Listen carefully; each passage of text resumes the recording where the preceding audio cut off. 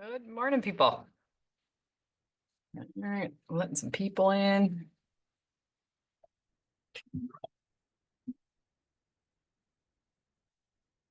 And as always, I love having faces. It's hard to talk to just a bunch of names. Ah, welcome back. We got some more people joining. Let me let everyone in.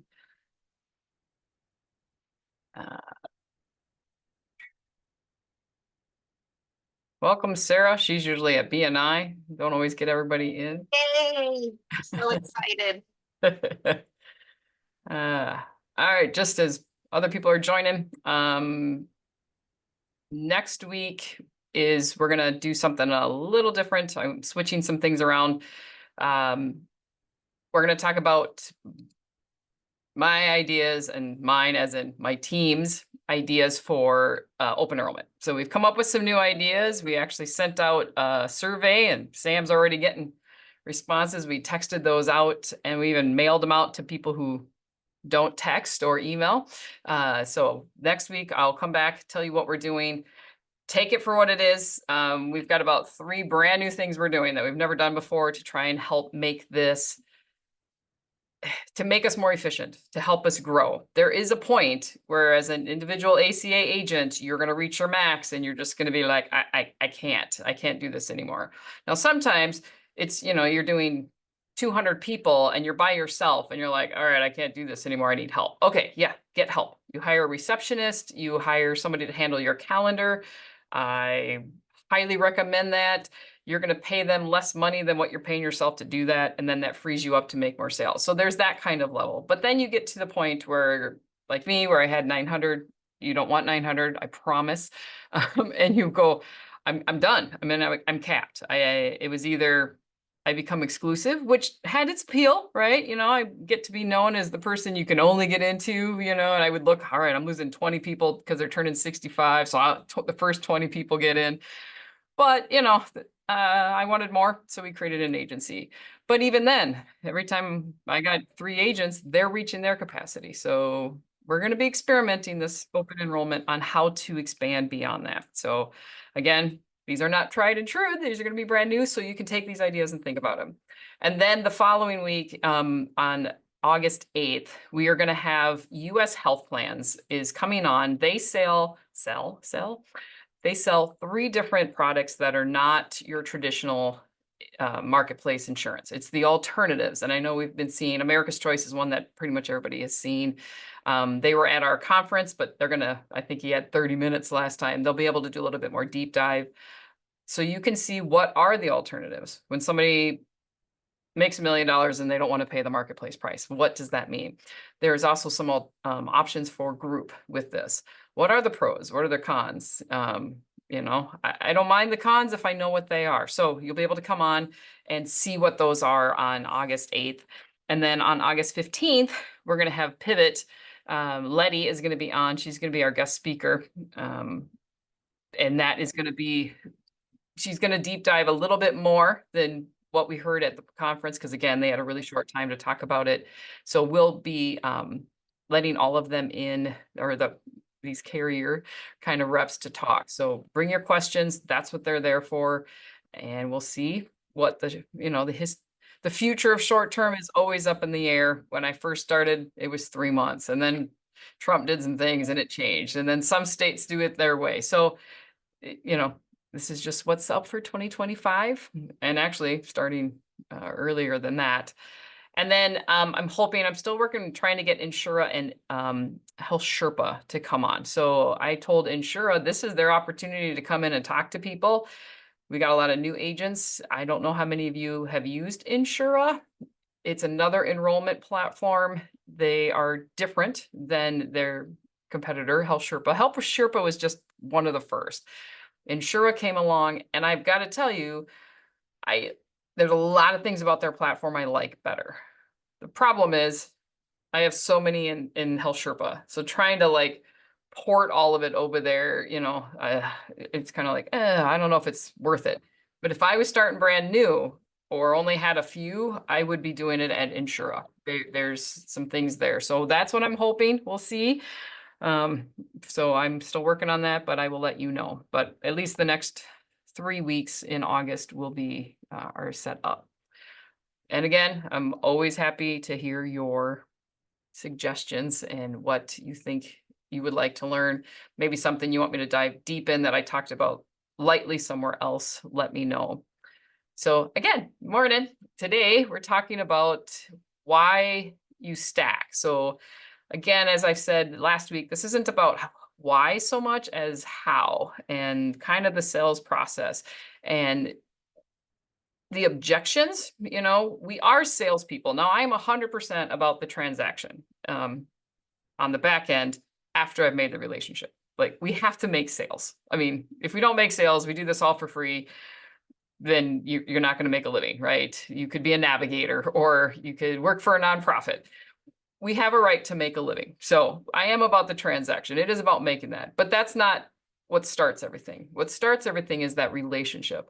And your salespeople, we are sales. It's one of the easiest sales you'll ever do because people walk in asking you to give them something, right? A few of them are kicking the tires. I'm thinking about retiring. They want to retire. They want you to give them something so they can retire. That's still one of my favorite things about this job is how many people come in and you can just tell they're tired and they're exhausted and they want to get out of that job. Or maybe they want to be self-employed, right? Or they hate that job, but this other job doesn't have insurance, but it's such a better job. And you get to show them they can do that. You build that relationship. They're asking you to give them something, but don't let them talk you out of protecting them. All right. So a couple things that I was good sales tips. You look on the internet and if you go to YouTube, there's a million things on sales, sales. I remember, I think my first sales jobs was actually telemarketing. I sat in a call center and I called people to try and get them to buy magazines because the portion of the magazine's proceeds would help Special Olympics.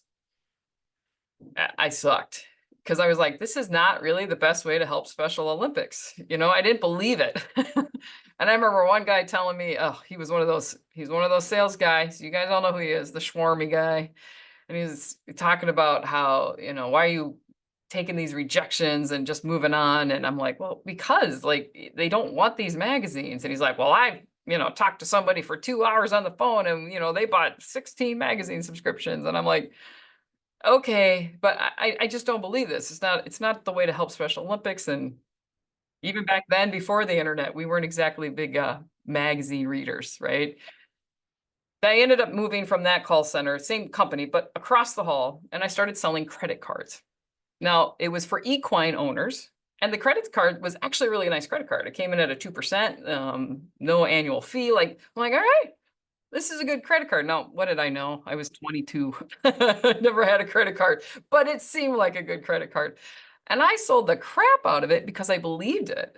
And I would talk to people, and as soon as they were like, nope, I am not interested. Well, okay, thank you, sir. Thank you, ma'am. And I would move on. You can't get upset by the rejections. If they are absolutely not going to listen to you, then don't waste your time. But most of the people walking into our office are going, tell me. They're waiting. They're on the phone. They're on the Zoom. They're like, tell me everything you have. So they are ready to listen to you. You will get those ones who are like, rah, rah, rah, rah. I don't want. Okay, move on, but you're gonna think of this. This is a totally different opportunity than 99% of any sales jobs. They're walking in asking you to give them. So these are the sales tips I found. One is know your product. So make sure you understand what you're offering and what that problem is that it can solve for your customers. So you can get too hung up on the itty nitty bitty details of ancillary products. Don't get yourself frozen that you need to know it inside out, backwards and forwards before you can present it. You can present accident policy today because guess what? What does it cover? Accident. It's in the title, right? So don't, I can't say anything because I don't know, okay, it's an accident. You know what the problem is. If somebody has an accident, A bad one, where do they go? The ER. What's the copay? 2,000, 3,000, unknown because you have a deductible to meet. You don't have to know every minute detail. Just start offering it. Critical illness. Okay, right there in the little, pull up the brochure. Is this a critical illness that only covers heart attack, stroke, cancer, and I always think it's funny, internal or heart transplants. Like, okay, it's very interesting. Or is this one that will cover Legionnaire's disease? I think that's Manhattan Life. They've got a little bit longer. It'll cover Legionnaire's disease and some other things, Parkinson's. Those you can see right on the brochure. So learn your products. What is it that you would want to sell your mom? What is it you would want to sell your sister? So that when they went to the hospital for anything, they wouldn't have a giant bill and end up in debt. Pick that product and just look at the brochure. You will start to learn the details when clients start asking you for help for claims. That's how I learned most of the stuff. That's how I learned, you know what, this company's not as good, and this company's better, and this product works better than this one, when people started to use them. You're never going to know how that all works until people buy it and use it. But if you never sell it, you're never going to know. So don't get hung up on, I don't know it, so I don't know it 100%. You will end up learning it, but just offer it. Start simple. The next sales tip is understand your customers. So research your clients that are coming to you, and then try and figure out what their pain points are. You do this for a year, you're going to know your clients. I mean, I live in a very blue collar area. I would say half of the people who walk into our office are blue collar, coming from the factory. We have some huge factories around here. And then we have a bunch of teachers now that are coming. 26-year-olds that are coming off mom and dad's plan. So you give yourself a year, you start to know your clients and what their pain points are. The hardest part, at least for me, and I had to make myself do this, is don't sell it to them before they tell you what they need. So you do the research, you plan it, you're like, all right, here's another factory worker who's excited to get off this, wants to retire. I know 100% what they're going to do. I've talked to 20 people from that company, and you just start telling them, and they haven't talked to you yet. You can know this. You can go, I'm pretty sure I know what's going to happen because I've already sold this to, 20 people from that company. And that's fine. Have it in the back of your head, but then you say, how can I help you? And you let them tell you, because you're the first agent they've talked to. They're not the first customer. You're not the first person from that company, maybe, or from that demographic, but you are the first person they've talked to. So just sit back and let them talk. Let them, how can I help you? It's one of the best things. How can I help you? Well, we know how we can help them. We can help them get insurance, right? I mean, it kind of seems silly, but when I say, how can I help you? They start telling me all kinds of things that I may not have known. Oh, I'm here because my granddaughter, I want to get life insurance for them. You're like, oh, I thought this was for something else. Oh yeah, I want to get health insurance too. But, I was just talking to my that if you just go into your sales pitch. So know who your people are, have it in the back of your head, but let them tell you what they want. I know Josh isn't on right now, my brother, he's dealing with a leg thing, but he will go through all of his appointments that he's having the night before he has them. And then he runs the scenario and he kind of gets it ready. I know John does that. And then he says, I get it all ready. And then I go, and it's all going to change anyways. But he's prepared. He's got the, just throw it out the window, but he's prepared, right? So just kind of get it ready, but then realize it can be different. Anticipate the objections. So when you're doing this, especially if you've heard it, if you've done it a while, and you start getting the same objection, that's because you probably didn't tell them it's a pain point, right? So what are those objections? Somebody goes, oh, this is a great plan. I'm okay. I never go to the ER, so we're like, hey, you know what? Maybe you need an accident policy because of this ER. Oh, I never go to the ER. All right. So you didn't actually tell them it was a pain point. And it's not a pain point to them as far as they're concerned, because they've never gone in the past. So how could you say that differently? How can you work on that? So start anticipating it, because eventually you're gonna hear all of the same objections, because we all sell the same product. The marketplace insurance is the marketplace insurance, right? You're gonna sell your plans over and over.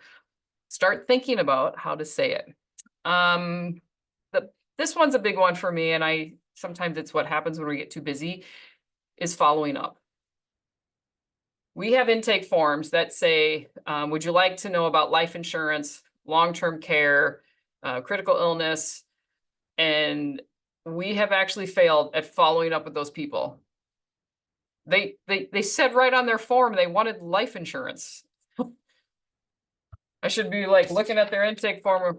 Oh, it looks like you want some life insurance. Can I make an appointment right now? I mean, how much business have we given away because we just missed that, or critical illness or long-term care because we never followed up? Follow up with them. Not just the people who are asking you to sell them something additional, but when they come in and they talk to you and they're like, okay, I'm thinking of retiring, I'll let you know. Put it on your calendar. Follow up with them. Just send them an email 3 months from now. So how's that retirement planning coming? Are you thinking you're going to do it? You don't have to be like on them every 2 minutes. Hey, are you retiring? Are you retiring? I thought you said you were going to retire. Are you going to call me? Are you retiring? Now you're desperate. But it's just a poke. It's just a reminder that, hey, I'm here. We talked about your retirement. Follow up. Seriously, we as agents and client salespeople, we leave so much money at clients to go out the door, and we just don't follow up with them.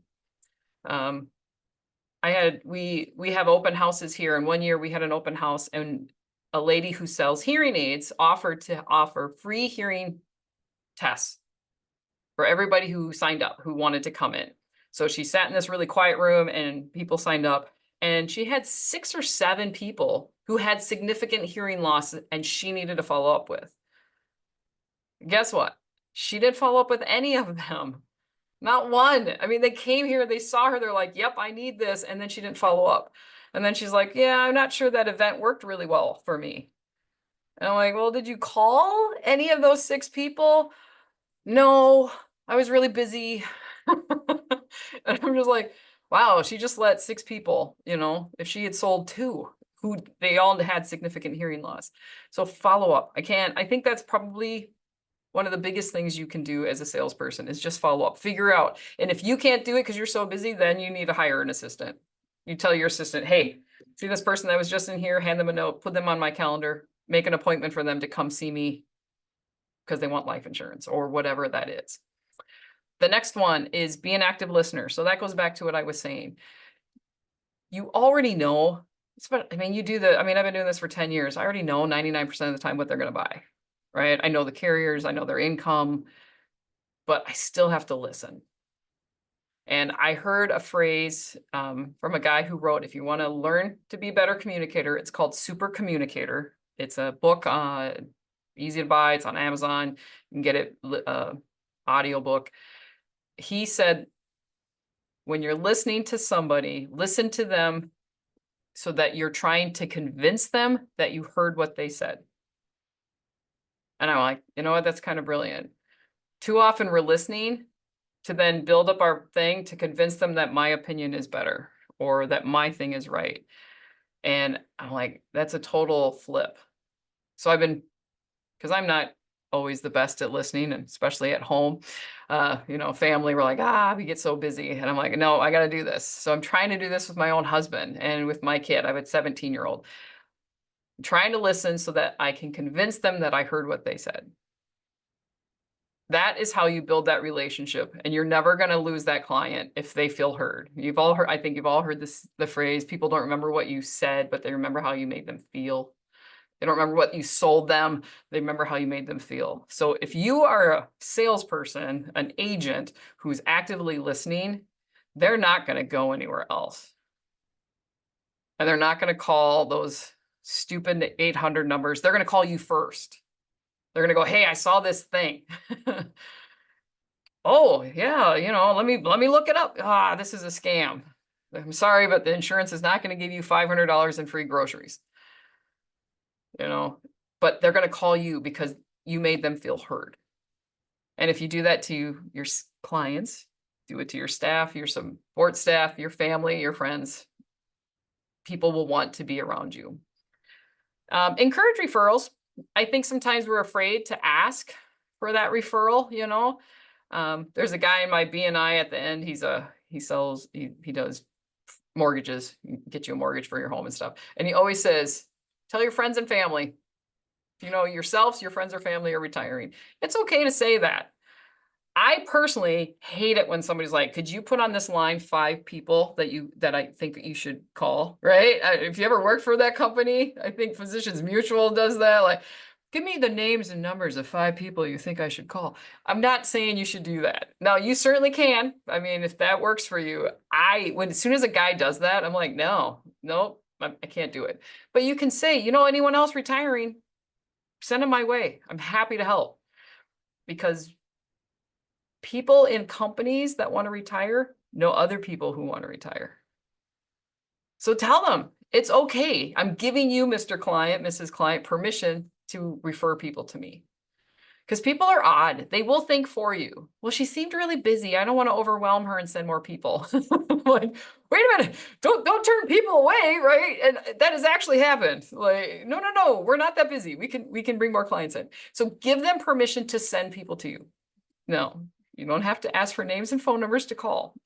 But if somebody says, yes, my sister needs to talk to you, you can say, do you want me to call your sister, or do you want to give her my card and have her call me? You know what? I want you to call my sister. Okay, perfect. You tell her I'm calling and I'll be happy to call. And then that's with that follow through. Your sister, you want to give her the card? Perfect. I'll be waiting for that. Put a note. Susie's telling me her sister's calling. So give them permission to send referrals to you. You're not saying I'm all that in a bag of chips. You're saying I'm available to help other people you know the same way I helped you. And then here's the other one, keep prospecting. If you're not prospecting, you're not going to make sales. I don't know, the people that were at the conference, they got to see Steven Weinberger. That man, and I'm actually going to have him on. He's a big Manhattan person, but I want him to come on and just talk about prospecting. He is in the grocery store getting clients. That man is always prospecting. In fact, in January, when I was in Texas with the advisory board for North American for our conference, he came up, he got a client in the exercise room. That man is always prospecting. Like, it's insane. I think you've seen the ask me about Medicare buttons. You know, you make your own button. It's open enrollment time. Ask me about health insurance. Wear a shirt.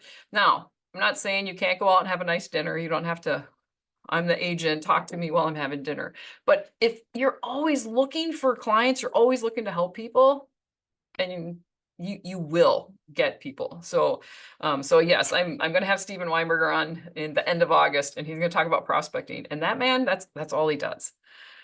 And then the last thing that he gave advice that I wanted to bring in today, and then I'm going to show you, kind of a quote, how I'm putting stuff on a marketplace plan, is ask the client for permission to show you the stuff you want to show them. And you're like, what does that mean? Can I show you a cancer policy? Yes, it can be as simple as that. If they say yes, they just gave you permission. So I'm going to show you some marketplace plans, and then I'm going to show you some stuff that might help fill in the gaps of those marketplace plans. Is that okay?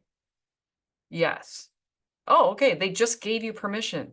You're now no longer the salesperson. You're advising them for the thing they asked you to give them advice on. Steven has a whole spiel, and it works for him. It doesn't work for me, but it could work for somebody else. Find your spiel where he says, can I make you a CEO level of insurance?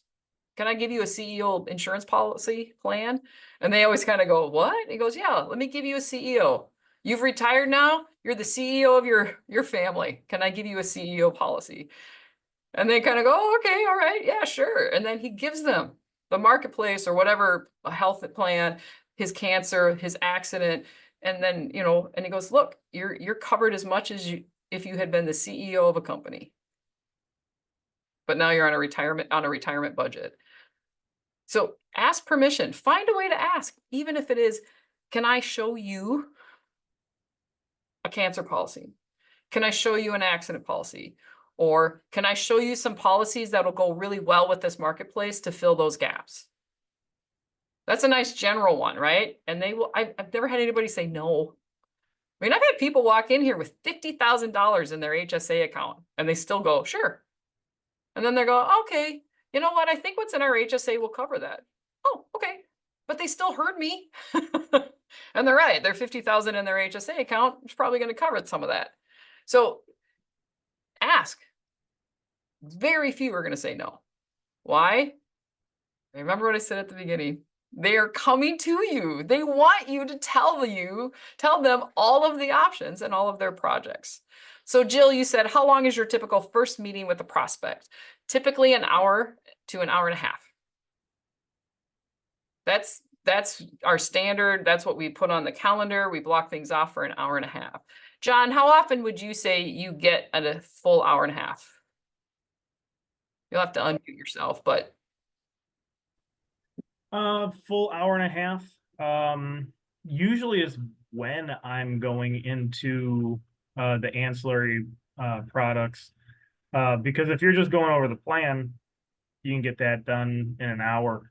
But you know, by having that hour and a half, it gives you the opportunity. You know, you have the time. You're not rushed to try and fit it into your presentation. Which is another thing I think is important is to, and it goes along with what you were saying before, where when you are incorporating it and tying it into the presentation, it does lengthen it out. And so you do need that extra time, but it also shows the need that you are trying to demonstrate. And so, yeah, all those kind of tie together and yeah, you need a little extra time. And I'd say when you start incorporating it, you do need that little extra time. I'd say a lot of it might not even be needing it to present, but boy, there's nothing worse than someone saying, oh, I absolutely want this. And then you have 5 minutes to enroll them in an ACA product, dental, accident, and everything else. So, and that happens, right? In fact, I would say we use our hour and a half most of the time, and sometimes we're at the end and we're like, I'm trying to get this in before the next client. So schedule yourself time. You don't have to tell them it's an hour and a half. You could block, especially when you first start this, block 2 hours off and tell them, it's roughly an hour, might take longer for questions. Well, there's people that will sit in your office for an hour and a half asking you questions, trying to get the details of how the marketplace works. Okay, there are those people. But if you have a blocked off 2 hours and they're like, yeah, I want that accident and that cancer policy, sign me up. Now you have time. And you don't have to go, all right, let's reschedule this. For the most part, I would say 50% of our first appointments turn into a client right then. Like they're coming in because they've already retired. They're already done. They're 26, they're getting kicked off. They got fired or they changed jobs or, you know, so about 50% of our first time appointments turn into, I mean, that's it. It's one appointment. It's kind of a one and done. And then 50% of our appointments are, I'm thinking of retiring. I'm, you know, or I'm getting divorced. What does that mean, right? So it's a future thing and they're coming in to get it lined up. And then I always get the ones that are like, wow, you're a planner. You're thinking about retiring in 5 years from now. All right, come on in. I don't give them details of plans. I don't let them walk out with printed off details of plans. I just talk about how the marketplace works in their income. And they're usually fine with that. So it's about 50-50. And then after that first meeting, if they're like, yeah, I'm going to retire January, then we, make an appointment for open enrollment. We just walk out and we get them on the books right then. So that first hour and a half is the time, even if they're going to come back, to tell them about the ancillary products. Because if you don't tell them about it the first meeting and then you try and do it in the second meeting, they're going to go, it wasn't important enough for you to mention then. When they show up in your office, they are wide open, ready to hear all of their options. All the things that you as the expert tell them they need. If you miss out the first meeting, it's harder to get it back in the second meeting. Even if and I've used this phrase and it was actually legit and sometimes it wasn't, we have a new product. I was trying to get an agent who just was horrible. She just would not layer anything. And she finally understood a product, and I'm like, okay, I want you to tell them I have a new product since the last time we talked. Like 2 people, maybe. They don't. Doing it after the fact, it's not gonna happen. Do it the first time. Now, phone calls, Donna, you're talking about phone calls. Phone calls are typically faster. That's why I don't like phone calls. I like phone calls because they're faster, but I don't like phone calls because they're faster. I'd much rather do a Zoom, and I'd much rather face-to-face because I can see them. I can look at them. They're looking at me. Buy yourself a camera that's dead center in the middle of things, so you're not looking down at them, and they're not looking at your nose, right? They're pretty cheap now. You can buy these cameras that attach to the screen. You want to look at them. You want to see their reaction. I didn't realize how much I disliked phone calls till COVID hit. And it was all phone calls and Zoom, right? And half of our clients were like, oh, you know, I don't know how to do Zoom. So I do phone calls, and I'm like, I couldn't read. I couldn't understand what was happening to them. I couldn't read their body language when I went, your ER out of pocket copay is going to be $2,000, and they go, ugh.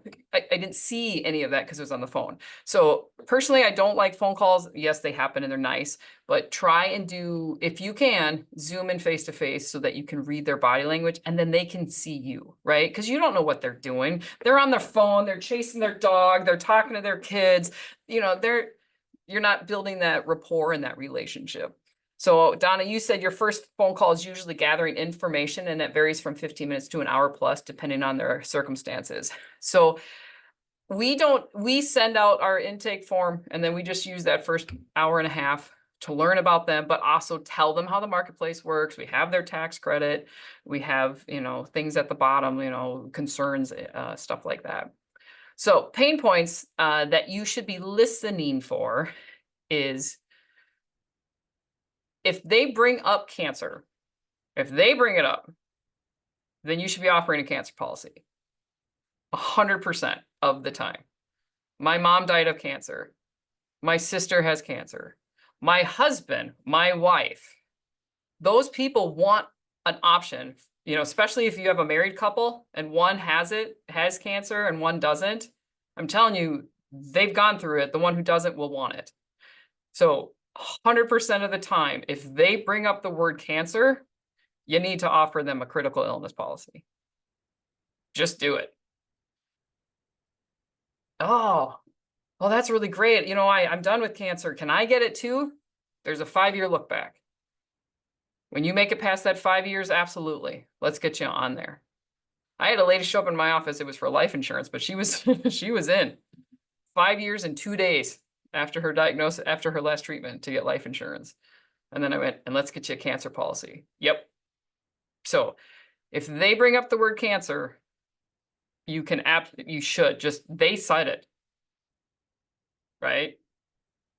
If you want to ask them, this is, you know, step out of your comfort zone. Does cancer run in your family? Is cancer a concern? Just ask them if it's a concern. Sometimes they will ask you. Sometimes they'll say, you know, you're just showing them this policy and you're going, here's the details. And they may say, how will this handle cancer? Well, that right there. Okay, I'm going to tell you how the insurance handles cancer, but I think we should talk about a cancer policy. It's because, again, it's in their mind. Something has happened. But you can ask, does anybody in your family have cancer? Or is cancer a concern? If they're like, nope, hardy people. Nobody in my family on either side's ever had cancer, and I'm not concerned about it. I think it was my great uncle. I'll just have somebody take me out into the back and shoot me. I'm like, oh, okay. They probably don't want a cancer policy. But when you ask them, how do you feel about cancer? You know, are there any concerns about cancer? They'll tell you. Well, yeah, I want to go to Mexico because I heard there's this treatment center down there. Will my insurance cover that? No, it will not, but a cancer policy will. It's your money, do what you want. Well, if I get cancer, I'm going to go to this. They'll tell you the doctor. They're like, I'm going to go to the cancer centers of Illinois. Well, your insurance isn't going to cover that. But I can get you a policy so that you have the money to go see the cancer centers of Illinois. So Simple question. Do you have any concerns about cancer? And you can say, do you have any concerns about cancer, heart attack, or stroke? Because that's what 90% of critical illness policies cover, right? Cancer, heart attack, and stroke. And somebody may go, oh my goodness, heart attacks. Yep, my father had one, my brother had one, my uncle had one. I'm just waiting. It's going to happen to me too. All right, let's get you a policy. So just ask them how they feel about it. You know, are there any concerns? That's a pain point. And if they go, no, no concerns. Okay. They don't want to hear it. They just told you.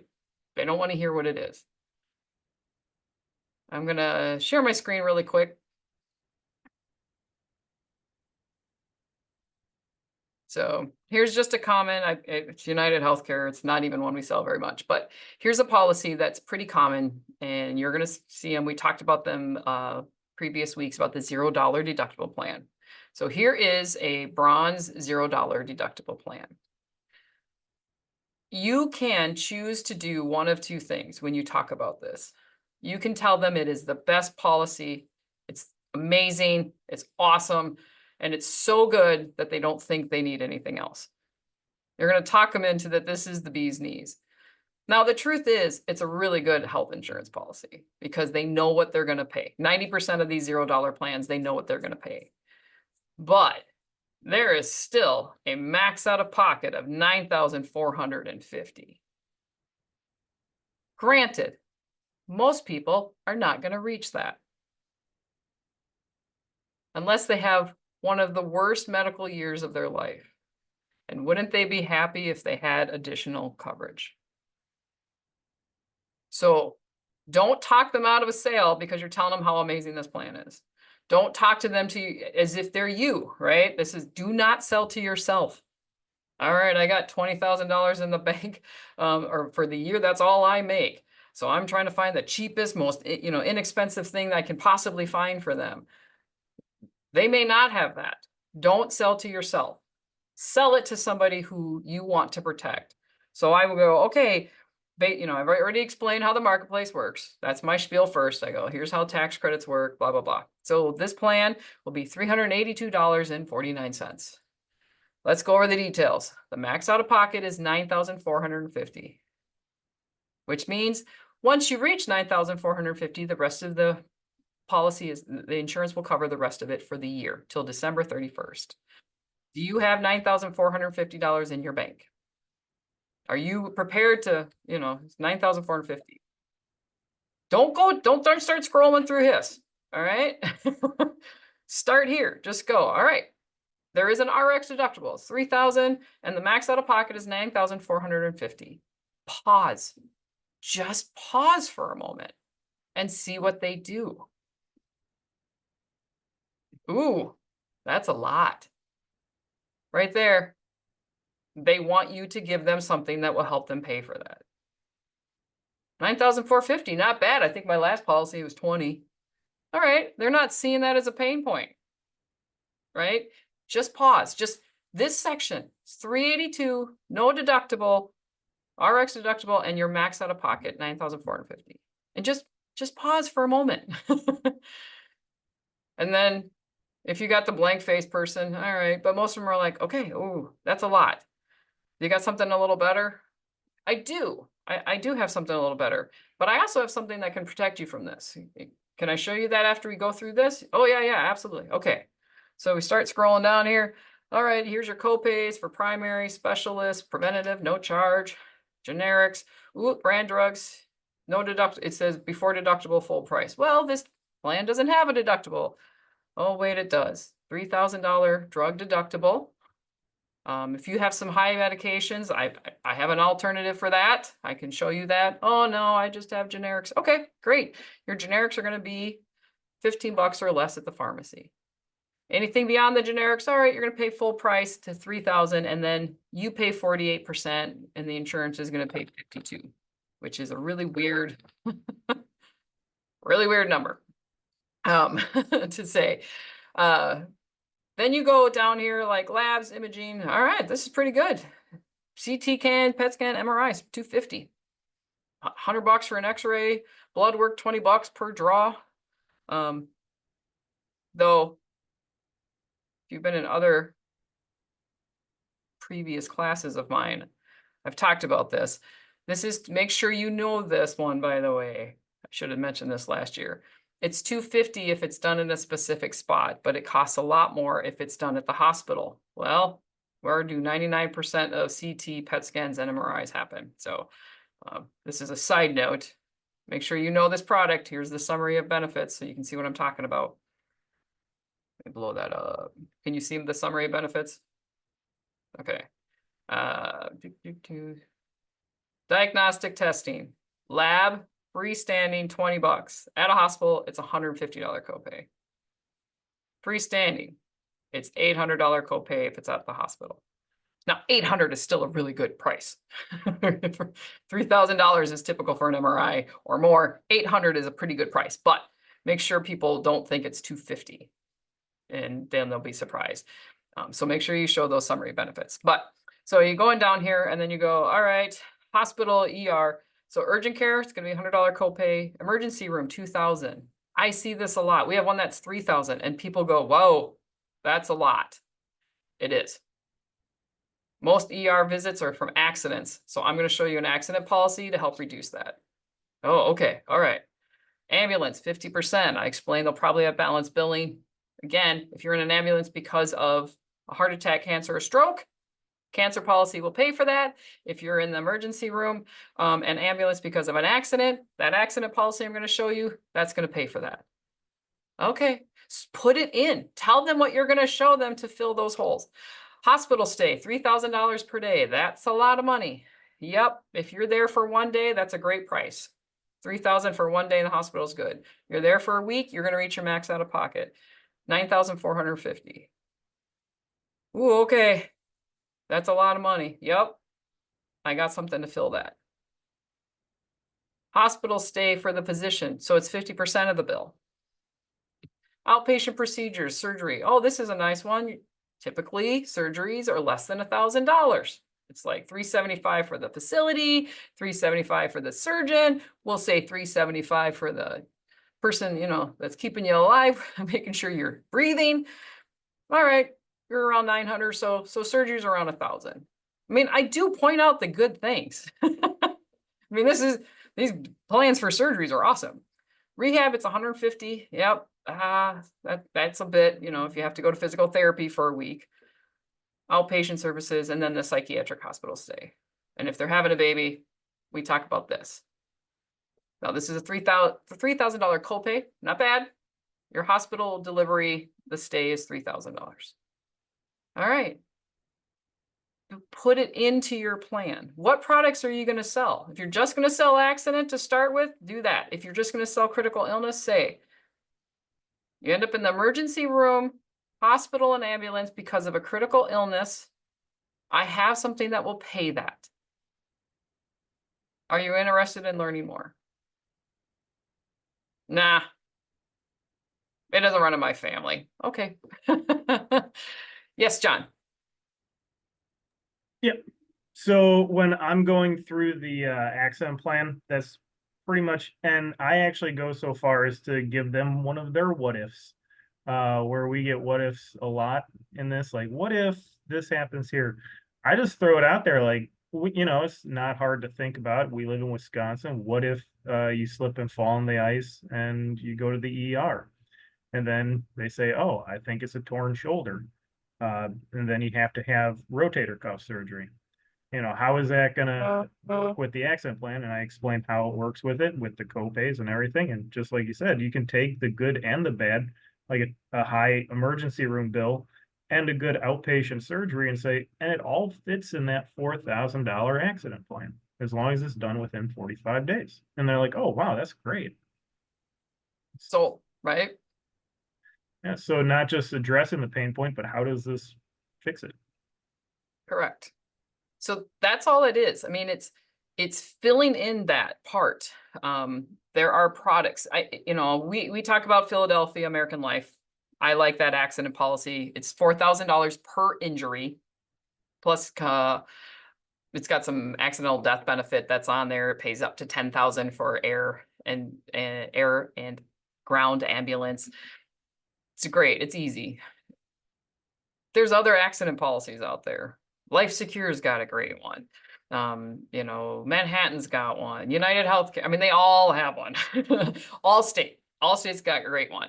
So, you know, find it. How much does it pay? Is it a like Life Secure gives you, let's just say it's $10,000. And it's your 10,000. So if your accident's only 3,000, all right, it's 3,000 minus 7 or minus 10. So you have 7 left, you know, that one's you can use, but if your accident is horrific and it costs more than 4,000, it's an $8,000 accident bill. All right, it's going to pay the whole 8,000. Pay like it's 4,000 per injury. So if it's an $8,000 accident bill, they're only going to pay 4. So they all have their pros and cons. Find one, figure out how it covers, and then you can just say that. All right, it's going to cover when you go in. It's going to pay this bill. The what ifs. How many of you get the what ifs? Where somebody's going, well, what if this happens? What if this happens? What if this happens? Right? They're there. They're telling you to help protect them. Can I ask a quick question on that, Chris? Yes. Mhm. So around the what ifs, when you read the fine print, like the Allstate plan, there's like a lot of exclusions.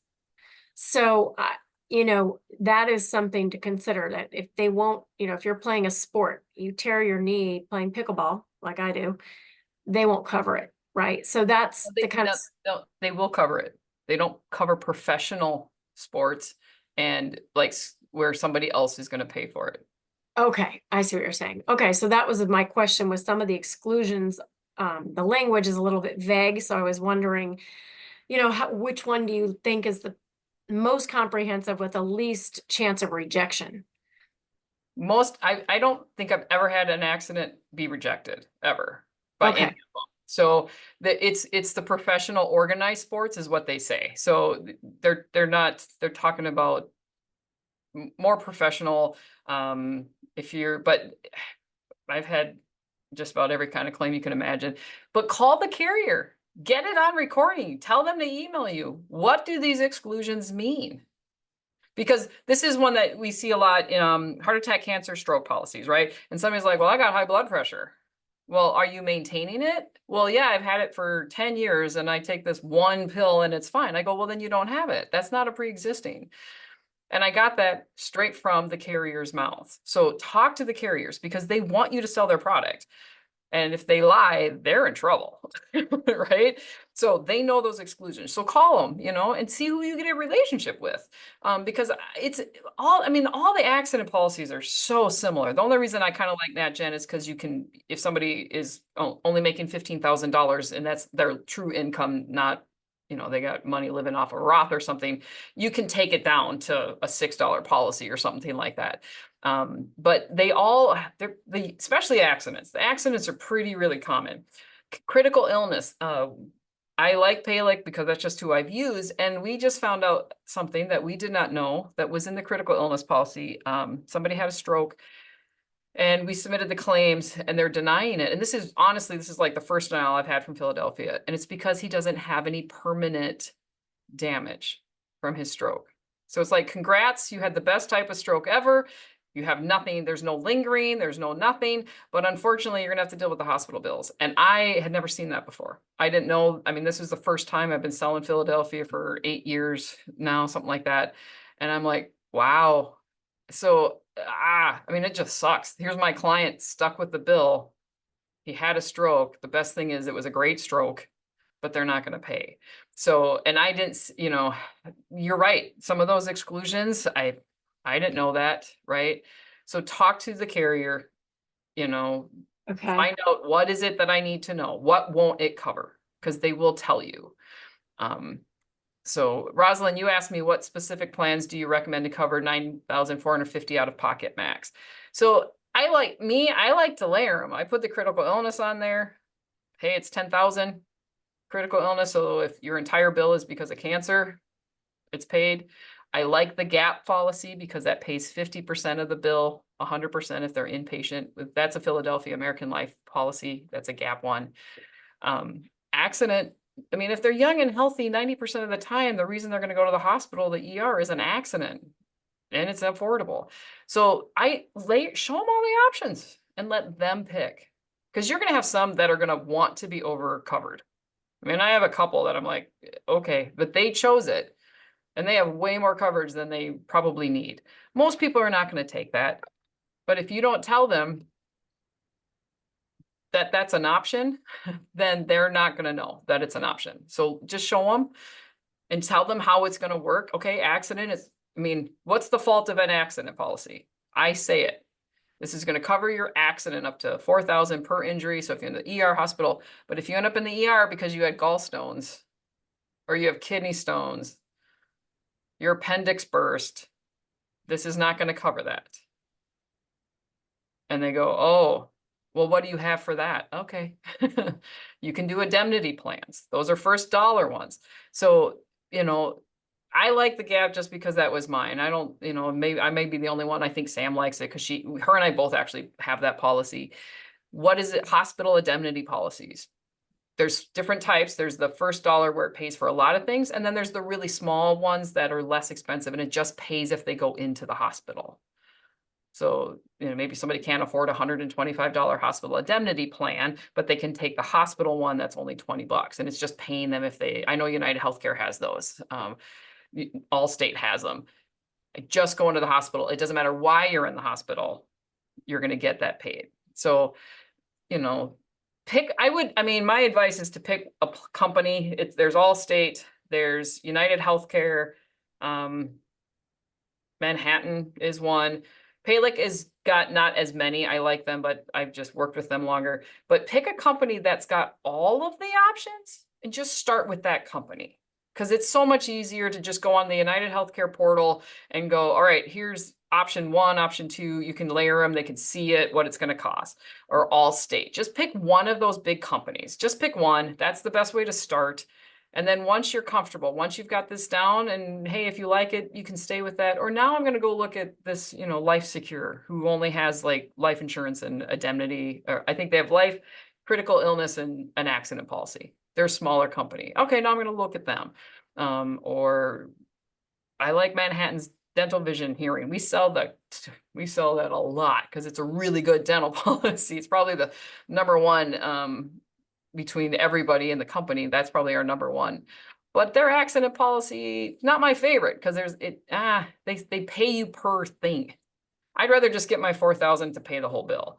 But that one, some people like that because it's like, oh, we're going to give you $100 to pay for your babysitter. We're going to give you $200 for the gas. I mean, it gives you a bunch of money for a bunch of all these different things that you can claim. So it's really your style. Pick something.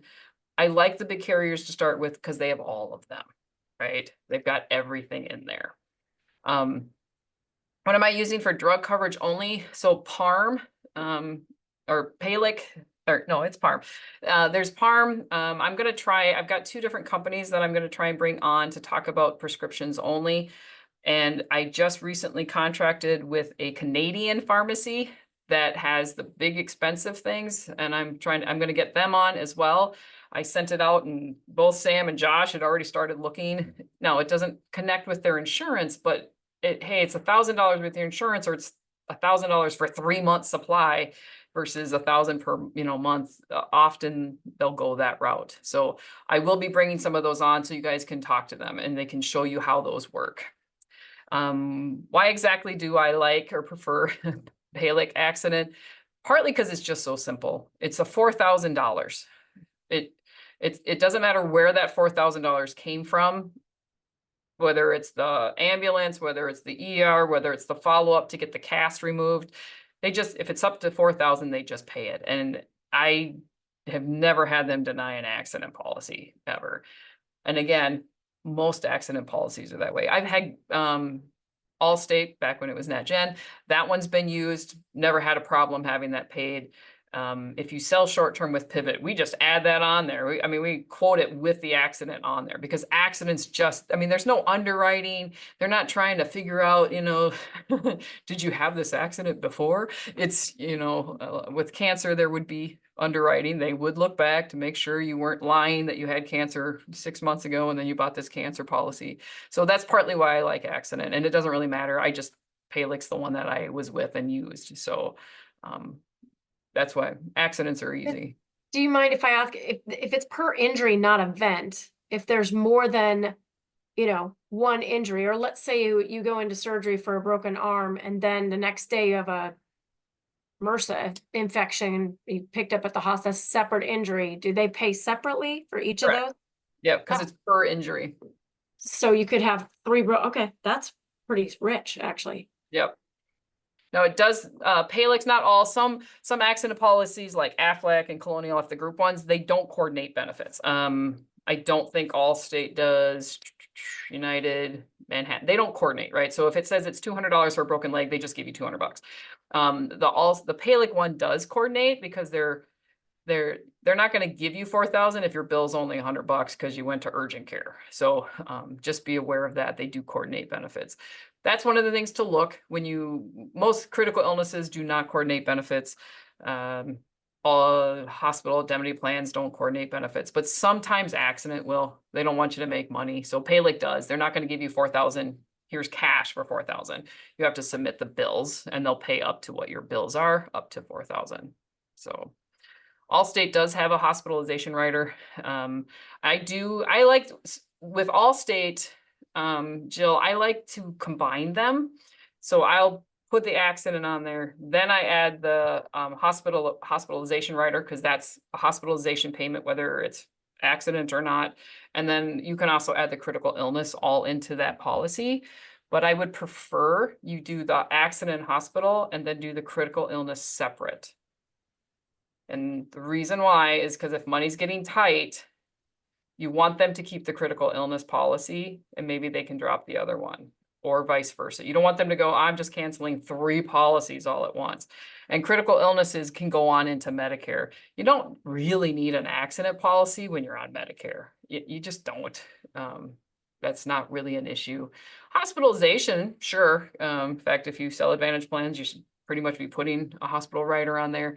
But if they're in separate policies, then it's not terminating all of them. So yes, Jill. Sorry, I just couldn't type that one out. So on the hospitalization, I've looked at that on that rider and it's a lump sum benefit with Allstate. And I haven't sold it just because I'm a little nervous. This is probably what I need to call the carrier, but if you have sold it and you've had any experience, can you elaborate on that? Because I think it's great if I'm reading it correctly. Yeah. Oh yeah, we sold it. I think Sam adds it on there. She likes Allstate. It's a lump sum. They show that they went into the hospital and they go, here's your money. And they just hand it. And now you do with it what you want. Obviously the purpose is to pay your max out of pocket, but they want to do something else with it and go into debt over their medical bill, they can. But yeah, so it's a lump sum. They just show that they were in the hospital. Again, you have to submit claims. You have to show that that's there, but it's pretty easy. It's nice and it's so affordable, right? I mean, it's pretty inexpensive. So I will tell you, and if anybody who was at the conference got to meet some of the Allstate people, they will bend over backwards to get people their money. Chaz says, this is me. We're Allstate. We suck because every insurance company sucks. We're going to mess up. Your claims are going to get messed up. Your commissions are going to get messed up. But this team right here is going to do everything we can do to fix all that, which is true. They're great. I mean, in fact, Chaz, and then they're people that are actually here in Milwaukee get to come out and they're taking us out to baseball because he's going to a conference in Chicago. I mean, so I will say Allstate will bend over backwards, the reps, to help you do this right. So if you ever have issues with claims, they're the ones to reach out to. Well, we are right at the top of the hour. Thank you very much. That's my sales pitch for today on can do this, all right? You guys can sell it. Just offer it. Because remember, they're asking you to. I mean, seriously, if you're afraid, put in your head, they're coming here asking me to show them their options. Show them their options. All right. Thank you very much. I will talk to you all next week. Enjoy the weekend and we'll be talking soon.